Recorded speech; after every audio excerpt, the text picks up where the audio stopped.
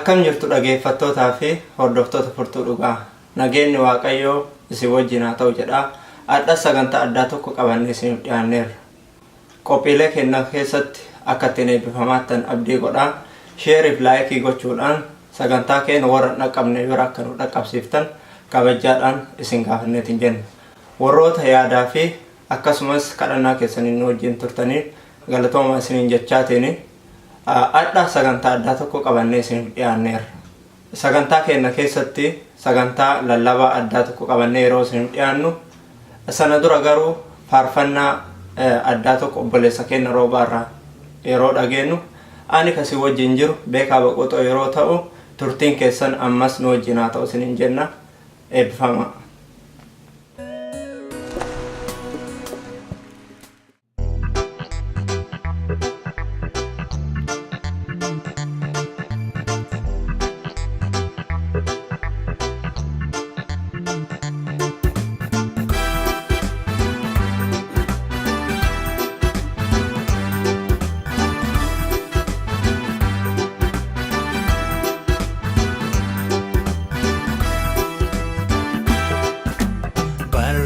Sajiru baye jebisesa meha ofelalu kesa kena kesa wakayon gadera amma jubu kena esmati yana jubu kena kana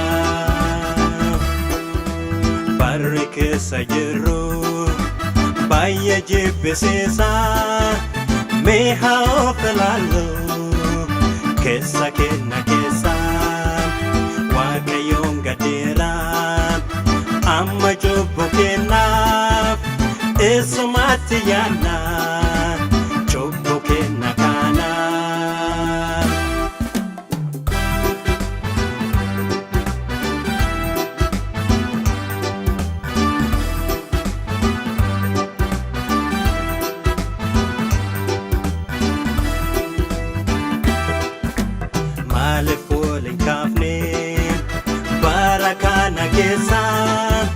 Sirrichoon jabaanee chobbonnoo balleessaa meeha jilbifannu jabaanee kanaanee inni nanga toyyoo jabaanee jennaanee barri keessa jiru baay'ee jibbiseessaa meeha of ilaalu keessa kenna keessaa. Gadera amma jubu kenaf esmati yana jubu kena kana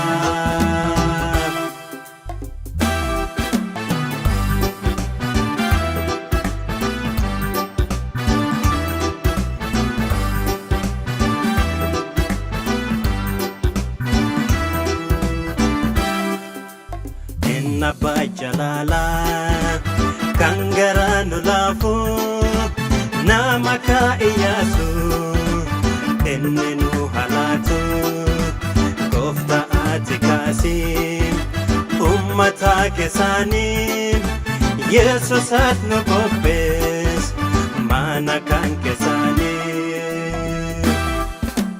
barre kesajiru baye jebesesa meha ofelalu kesa kena kesa wakayon gadera amma jubu kenaf esmati yana jubu kena kana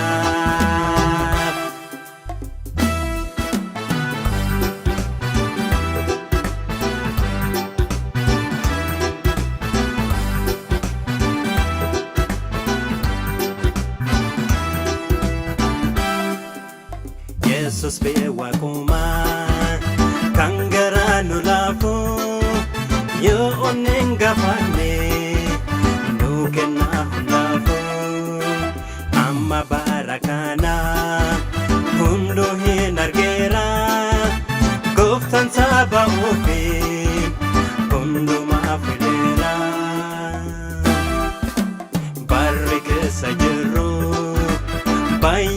jibbisiisa mee haa of ilaallu keessa kenna keessa waaqayyoon argeera amma cubbuu kennaaf eessumatti yaadna amma cubbuu kennaaf barri keessa jirru baay'ee jibbisiisa mee haa of ilaallu keessa kenna keessa waaqayyoon argeera amma cubbuu kennaaf eessumatti yaadna cubbuu kenna kanaaf.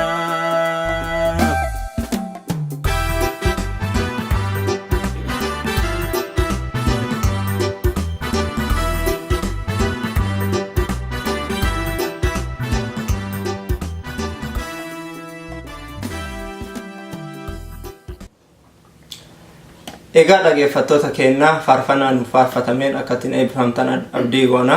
Amma mootti ansuudhaan gara lallabaatitti yeroo ceenu obboleessi keenya Gammadiin Bariisoo lallaba addaa nuuf dhiyeessaa. Yeroo kana keessatti isatu bakka fudhateetiin jedha. Waaqayyo sinaa eebbisu. Sagantaa keenya jalqabaa gadhumaatti nu wajjin tura. Dhaggeeffattoota keenya anaa dhufu isiniin jedharra deddeebi'an mallee baga nagaan dhuftanii sagantaa guyyaadhaa irratti warroon hirmaantan hundumtinuyyuu maqaa Yesuus Kiristoosiitiin anaa dhufu baga nagaan dhuftanii isiniin jechuu barbaada. Guyyaadhaa sagantaa keenya kadhaa uduun jalqabneen duratti sagalee keessaas uduun laalleen duratti gabaabduusii mataa keenya qaqqabanneetiniin Waaqa wajjin kadhanneetiin jenna haa kadhannu. Gooftaa jiraataa amanamaa Abbaa hundaa, abbaa nama maraa, abbaa nu tiksitu, abbaa nu jaalattu, abbaa bakka nu kufnetti nu dhiibne, abbaa lafaa ol nu qabdu, abbaa hennaa nu wallaala keenya keessatti nu dhiibne, hennaa hundumaayyuu beekumsa keetiin kan nu to'attu, abbaa akkanaa waan taateef maqaan kan keessame irratti ka ulfaate haa ta'u. Ganamadhaa abbaa keenyaa si hafuutti dhiyaanneerra, sirraa barachuuf dhiyaanneerra, ati nu barsiisi, ati nu dubbadhu, ati nu mazakki. Maqaa Yesuus Kiristoosiitiin Ameen. Ganamadhaa isin wajjin kan laaluu barbaadu kitaaba Maatiyoosii harabaafannoo 25 keessa. Afaan Ingiliffaatiin innis akkana jedha. Then the kingdom of heaven shall be likened to 10 virgins who took their lamps and went out to meet the bridegroom. Mootummaa Waaqayyoollee kana fakkaataa jedha. Dubartoota 10 dubartoota duudaa Idaayyicha Simachuuf baatisanii wal fakkaataa jedha. Now 5 of them were wise and 5 were foolish. Shanan ammoo ogeeyyii, shanan ammoo gowwoota turanii jedha. Those who were foolish took their lamps and took no oil with them. Warroonni yookiin ammoo dubartoonni shanan gowwoonni sunniin zayitii isaanii qabatanii hin deemne. But the wise took oil in their vessels with their lamps. Warroonni qaroonni sunniin ammoo isaanis zayitii qabataniitiin gara iddoo cidhaa kana deemanii jedha. But while the bridegroom was delayed, they all slumbered and slept. Hennaa Idaayyichis tureetiin jedhe marti isaaniitu hin dadhabanii hin rafanii jedha. And at midnight a cry was heard. Halkan walqixxee irratti wancillee hin dhagamee jedha. Sagaleen hin dhagamee jedha. Behold, the bridegroom is coming. Go out to meet him. Idaayyichillee dhufeera. Gadi baya simadhaa jedhaniin. Then all those virgins arose and trimmed their lamps.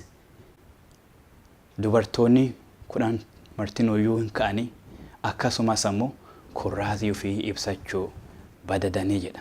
And the foolish said to the wise.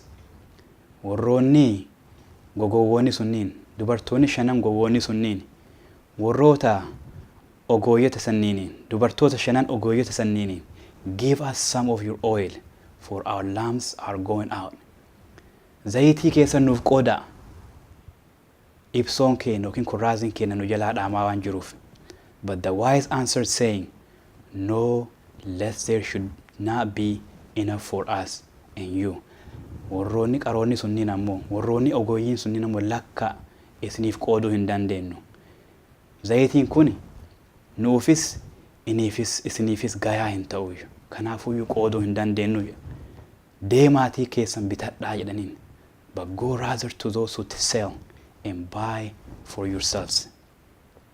And while they went to buy, the bridegroom came, and those who were ready went in with him to the wedding, and the door was shut. Dubartoonni gowwoonni shan tunniin hennaa gara bakka zayitiitti bitatan hennaa deemaniitiin jedhan Idaayyichis hennaa kana keessa hin dhufe hin deemanis balballi illee hin cufamee jedha. Afterward, the other virgins came also, saying, Lord, Lord, open to us.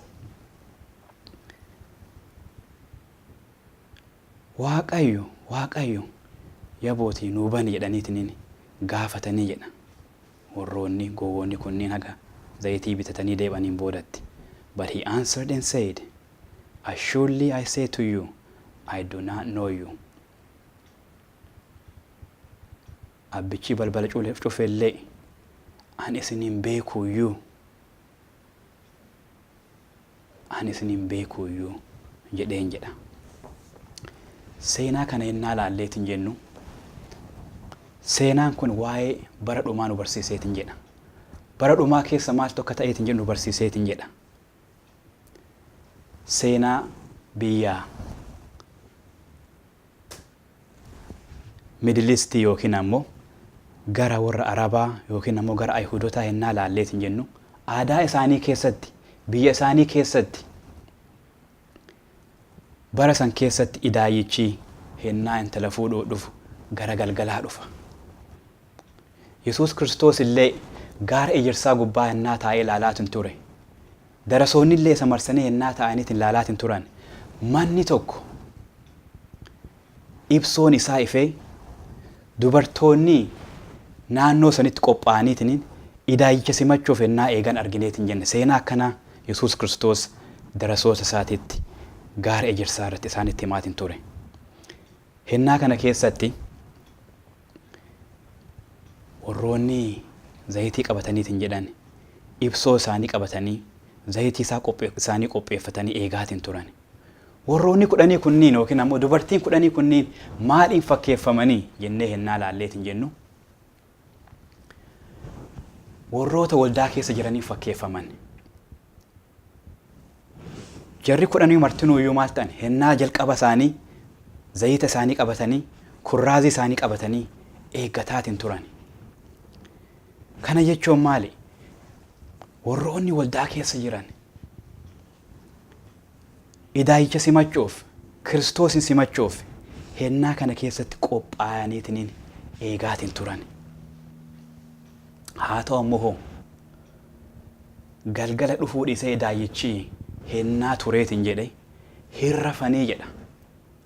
Mee ilaalaa Idaayyonni kunniin yookiin ammoo warroonni 10 kunniin warroonni Idaayyota eegaaru kunniin jarri lachuu gareen lachuu Kiristoosin jaalata dhugaallee hin jaalata gara dhugaatitti illee hin siqa waldaa keessatti illee hin tajaajila waldaa keessatti illee argameetiin jedha. Haa ta'u ammoo Idaayyichi dhufuuf turee jennaaniin namoonni 5 dubartiin 5 qophaa'anii hin argamneeyyu hirrafanii jedha. Zayitii isaanii illee rogatti hin qopheeffanne hirrafanii jedha. Uummanni kunniin Yesuus Kiristoosiin karaa gaariin fudhatanii turan kanaan dura isa jaalatanii turan waldaa keessatti isa tajaajiluuf ka'aniitiin turan waldaa keessatti amanamaa turan. Garuu haa ta'u ammoo Kiristoos turee jennaaniin hennaa kana keessatti isaan illee hin dadhaban hirrafanii jedha. Adda waldaa keessatti Kiristoos isin waameetiniin isa tajaajiluuf qophooftanii zayitii keessanillee fudhattanii qophooftanii haa ta'u ammoo Kiristoos turee jennaaniin raftaniittu moo zayitii keessan guuttattanii akkasitti eegaa jirtu? zayitiin kun maali? Zayitiin kun maaliin fakkeeffama? Yookiin ammoo kurraazichi ibsoon kun maaliin fakkeeffama yennaa jennee ilaalleetiin jennu? Ibsoon kun ka fakkeeffameetiin jedhuuni kitaaba qulqulluudha. Kitaaba qulqulluun fakkeeffameetiin jedha. Kitaaba qulqulluu kana yoo hin dubbifanne, yoo hin baranne, ibsoon keenna dhaamaa deemaa jechuudha. Ibsoon keenna gayaa hin ta'uuyyu. Kanaafuyyuu ibsoon keenna hennaa hundumaayyuu akkuma ifetti ta'uu qaba. Ibsoon kun hennaa hundumaa ifuuf, hennaa hundumaa nu barsiisuuf, hennaa hundumaa onnee keenya keessa jiraachuuf yoo qophaayaa hin taane, yoo nu hafuura qulqulluu fulee hin kennine, ibsoon keenna dhaamaa deemaa jechuudha. Hafuura qulqulluu qabaachuu qabna. Hafuura qulqulluu jechuun zayitii kanaan fakkeeffamaa jechuudha.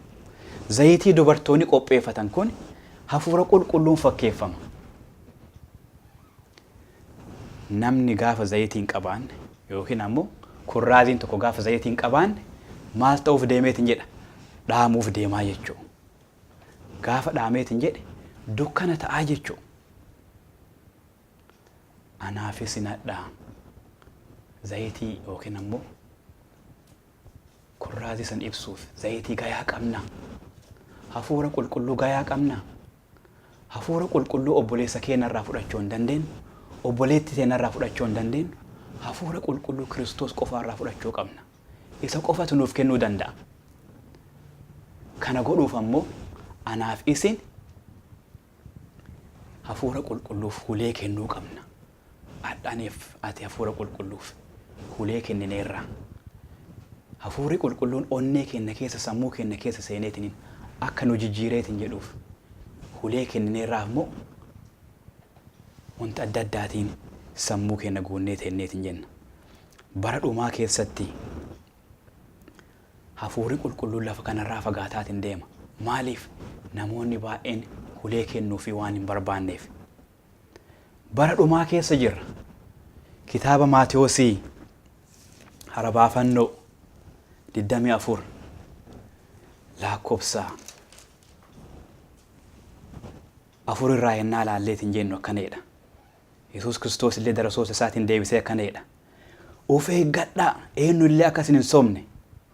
Namoonni baay'een maqaa kiyyaan dhufani, an Kiristoos ufiin jedhani, kanallee ammoo hin dhagahinaa'aa jedha. Jaarratti illee yennaa ilaalleetiin jennu bara dhumaa kana keessatti lola, waa'ee lolaa, akkasumas ammoo mootummaa irratti ka'uu, sabni wal loluu, kanniin argitanii jedha. Bara dhumaa keessa jiraadha anaaf isin. Bara kana keessatti qophoofnee eeguu qabna. Maaliif? Dunnuu akka Kiristoos nutti dhufneef. Waa'ee dubartoota kunneen yennaa ilaalleetiin jennu Yesuus Kiristoos yookiin ammoo Idaayyichi yoo dhufe jennee yoo ilaallu hennaa dukkanaa halkan walqixxee deemu jechuun halkan dukkana keessa deemu. Dukkatti maali? Hennaa dukkana liqmixii jechuudha. Galgala diqqoo hin ifa, aduun reefuma tana waan seeneef halkan walqixxee namuu halkan guddisee ulfaataadha. Ijaanillee arguu hin danda'an. Ibsoon jiraatu malee. Yesuus Kiristoos hennaa kamiin dhufe? Hennaa dukkanaa. Hennaa ilmoon namaa ijaan arguu hin dandeenye. Hennaa san keessatti hennaa cinqii. Hennaa addunyaan kun cinqii keessa galteetiin jettu. Hennaa lolli baay'ateetiin jedhu. Hennaa namni wal fixeetiin jedhu. Hennaa mootummaa rakka'eetiin jedhu. Hennaa akkanaa kana hennaa cinqiin baay'ataa dhufeetiin jedhu. Isin gahe jedhee hennaa akkanaa kana Kiristoos dhufeetiin jedha. Anaaf isin ammoo yoo qophoofnee hin jiraanne hennaa sanitti akka dubartoota gogoota shananii sanniin balballi cufameetiniin an isin hin beeku nun jechuu danda'ama. Akka akkas hin taane anaaf isin hafuura qulqulluun onnee keenya keessa guunnee isa faanaa deemuu qabna. Kitaaba dhumaa kitaaba Ximootiyoosii isa lammaffaa harabaafannoo 3 lakkoofsa 1 irraa isin dubbiseetiin jedha 1-5 barri dhumaa kun maal akka fakkaateetiin jedhu. Anaaf isin bara dhumaa kana keessa jirra. Barri dhumaa kun maal fakkaataa ka jedhu hennaa laalleetiin jennu akkanedha. But know this, that in the last days perilous times will come. Bara dhumaa keessatti hennaa hamaan hennaa hammaataan hin dhufaa'edha. For men will be lovers of themselves, lovers of money, boasters, proud, blasphemers, disobedient to parents, unthankful, unholy. Barri dhufaa kana fakkaataa'edha. Namoonni uf jaalatanii jedha. Namoonni horii jaalatanii jedha. Namoonni uf tuulan of bukossanii jedha. Haadhaaf abbaa fi ajajamanii jedha. Namoota dhiifama hin gaafanne, namoota qulqullummaan keessa hin jiraanne, dhiifama walii hin godhanii jedha. Sadaffaa keessatti waliin jaalatani, ufi eeganii jedha. Waan gaarii hin jaalatani. Sammuun isaanii ka jabaate, waan qaama isaanii gammachiisu, waan foon isaanii gammachiisu malee waan waaqaarraa warroota fagaatanii jedha. Wanta akkanaarraa fagaadhaa jedha Kiristoosadha. Hafuura qulqulluun guutamaa wanta akkanaarraa akka fagaattaniif jedha. Bara dhumaa kana keessatti hammeen akkanaa kana keessaa ba'uuf, badii akkanaa kana keessaa ba'uuf Kiristoosadha kan nutti meetin jedhu hafuura qulqulluun guutamaa. Isaan guutamaa bara akkanaa kana keessaa akka baataniitiin jettaniif, akka jabaattanii dhaabattaniif, gaafa dhufaatii isaa saniif hennaa halka walqixxeetti inni dhufeetiin jedhe hennaa qophooftaniitiin jettan Kiristoosii wajjiin gara mana isaa deemtaniitiin jettan. Kanaafuyyuu Yesuus Kiristoos yooma waan turellee fakkaateetiin jedhe hin turreeyyu deebi'aa jira. Hennaa cinqiin dhufisan, hennaa namoonni rakkatan san keessatti, halkan walqixxee keessatti Yesuus Kiristoos badii san jalaa nu deebisuuf dhufaa jira. Isa simachuuf qophooftaniittanii zayitiin kiyyaaf keessan guutameera. Ganama kadhannaan kiyya ka ta'eetiin jedhu isinillee anillee zayitii kana akka guutamneetiin jennu, dhufaatii isaatiif akka qophoofnee isa eegneetiin jennu, kan akka godhuu dandeenyu Kiristoos nu hundumaa nu haa gargaaru. Eebbifamaa haga sagantaa ittaanuuf walitti dachaanuuf Waaqayyo si waliin haa ta'u.